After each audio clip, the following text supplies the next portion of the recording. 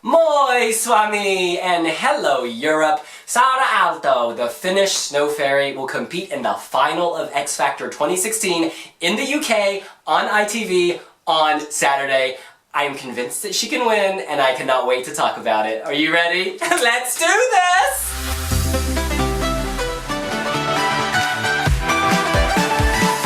Now the question on everyone's mind is, can Saara Aalto win? She is not British, but can the British public get behind her? If you look at the British betting odds, you can see that yes, the odds makers and the betting agencies think that she can win, and in fact they think that she will win. All of her odds are less than 1. She's as low as 8/13 at Stan James. Most people have her down at 4/7. This is all less than 1. But if you look at second place, second favorite Matt Terry, his odds are 2/1, they're at 5/2. It's some distance between Saara to him.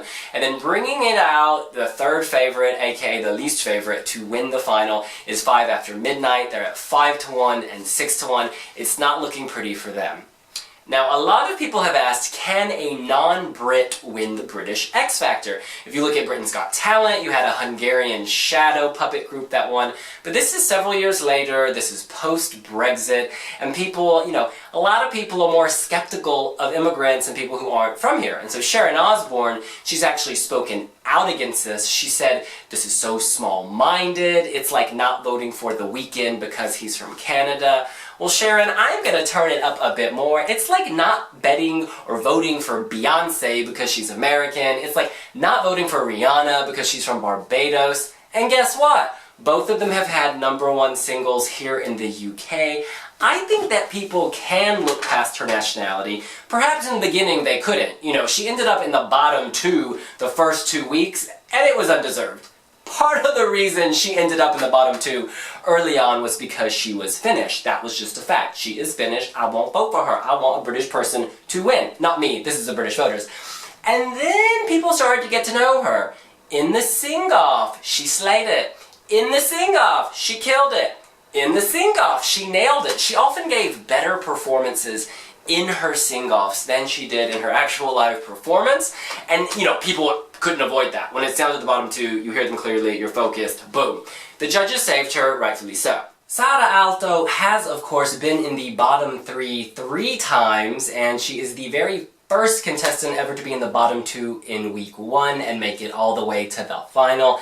Now, looking at that, you might say the odds are against her. 5 After Midnight and Matt Terry have only been in the bottom 3 once, but both of them were in the bottom 3 in the second half of the competition. Saara was in the bottom 3 week 1, 2, and 5, whereas 5 After Midnight, theirs came in week 8, and Matt Terry's came in week 9. So it's almost like momentum is in her favor and against them as the public has gotten to know each of the acts and their musical stylings. So she's got the momentum, but does she have the songs in the final? She has been paired with Adam Lambert. He, of course, is the American Idol winner who's currently starring in Queen.